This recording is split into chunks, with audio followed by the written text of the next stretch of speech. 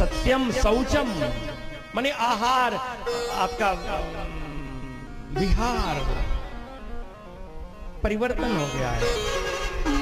आप उसी हाथ से खा रहे हो, उसी से परोस रहे हो, शौचाचार का बोध नहीं रह गया। उसी से खा रहा, एक हाथ में प्लेट है, इसी से खा रहे हो, इसी से परोस रहे हो, सारा भोजन जूठा हो गया।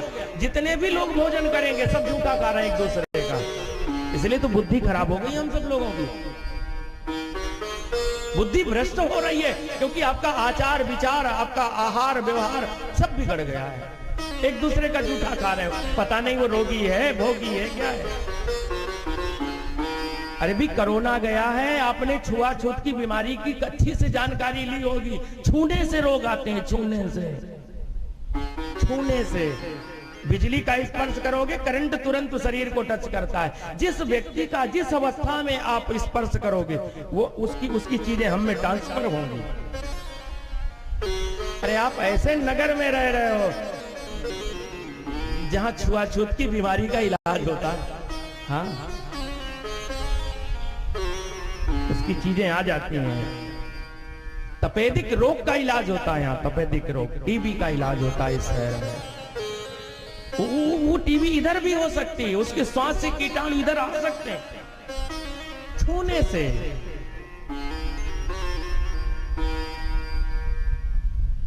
शौचम, इसलिए शौचाचार का भी बोध होना चाहिए। ये कलयुग में नहीं रह गया है, कलयुग से चला गया है। दया, और तीसरा जो धर्म का पैर है उसका नाम है दया। अब दया चली गई है, कोई किसी पर दया नहीं करता। धड़ल्ले से जीव जंतुओं की हत्या हो रही, लोग गर्दन मरोड़ रहे हैं अपने स्वाद के लिए। अरे राम राम राम राम, उस समय दया नहीं आती जब हम किसी की गर्दन मरोड़ रहे होते। आपका शरीर कांपता नहीं जब हम किसी पर छुरी चला रहे होते? आपको पीड़ा नहीं होती उस समय?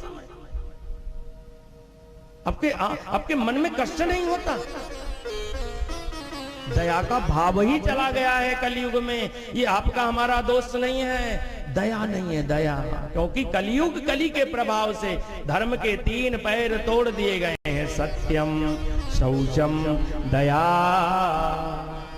ये पता है कलयुग किस पैर पे खड़ा है? दानम, दान पे खड़ा है, दान पर। इसलिए कलयुग में जितना दान करोगे, दान माने वो चीज देना है जो दूसरों के काम आ सके, जरूरत की चीजें देना।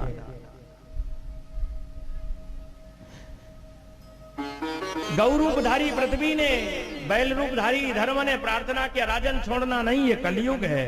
राजा ने फिर से धनुष पर प्रत्यंचा खींची। कलयुग ने प्रार्थना किया, राजन आप तो भगवान के परम भक्त हैं, मैं रहना चाहता हूं, मुझे रहने के लिए कुछ जगह दे दो।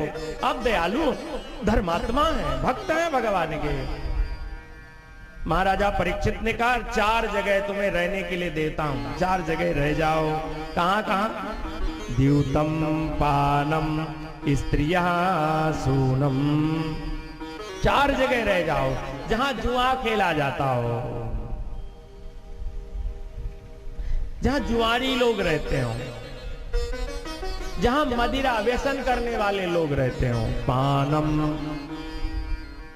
जहां अपनी स्त्री के अलावा अन्य स्त्री पर दृष्टि रखते हो,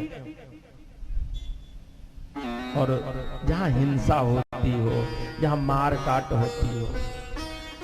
कलयुग ने कहा मैं राजा हूं, ये जो स्थान है निंदित हैं, इनमें नहीं रह सकता मैं, ये अधर्म है, अन्याय की जगह है, मैं राजा हूं, मैं इनमें रहूंगा, जुआरियों के बीच में रहूंगा, शराबियों के बीच में? ना ना ना, मुझे एक और स्थान दो राजन।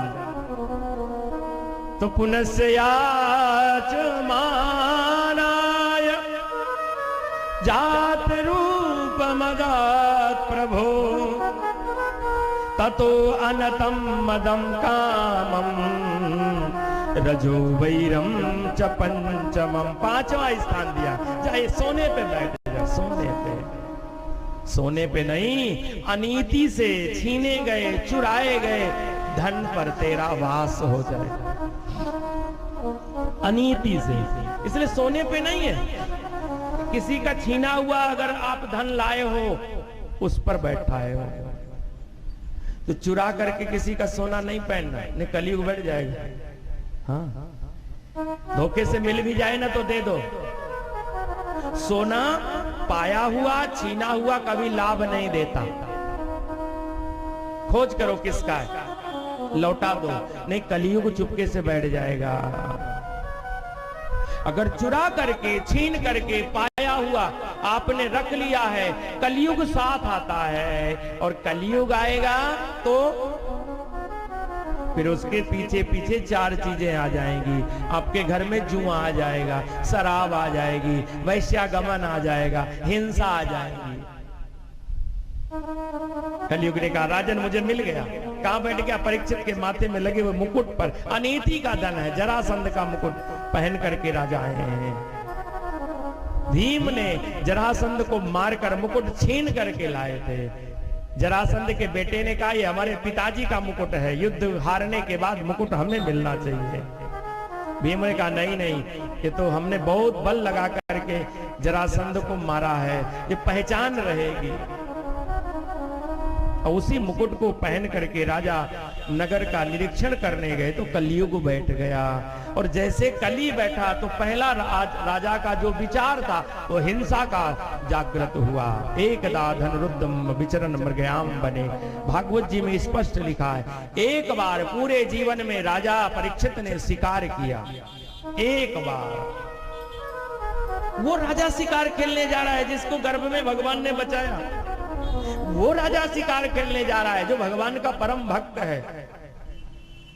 और जब शिकार खेलने गए तो भूख और